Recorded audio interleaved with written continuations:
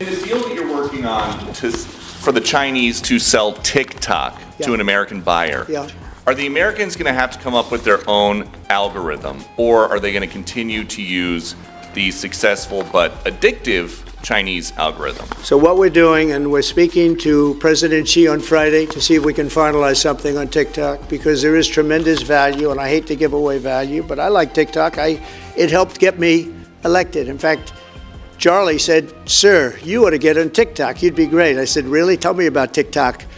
And we, as you know, we did unbelievably well with youth, like at a level that no Republican has ever even dreamt of.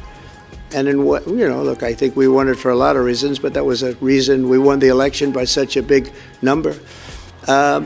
TikTok has tremendous value. The United States has that value in its hand because we're the ones that have to approve it. I specifically get the right to approve it.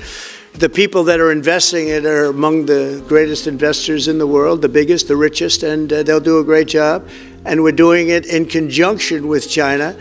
But we are getting, the United States is getting a tremendous fee plus, I call it a fee plus, for just making the deal. And I don't want to throw that out the window.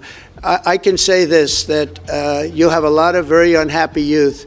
And I use TikTok very legitimately, very straight, just statements every day, little statements, short statements. "Sir, make it short, please." And TikTok Jack, we call him. It was pretty good.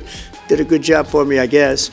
But no, I'd rather reap the benefits. I mean, the kind of money we're talking about is very substantial, and it'll be owned by all American investors, and the best investors and the very rich people and companies are going to be owning it. Very, very straight, very legitimate companies, and really companies that love America. So they're going to be owning it. It's a big thing, and on a much bigger scale, and probably that's why we were able to get that.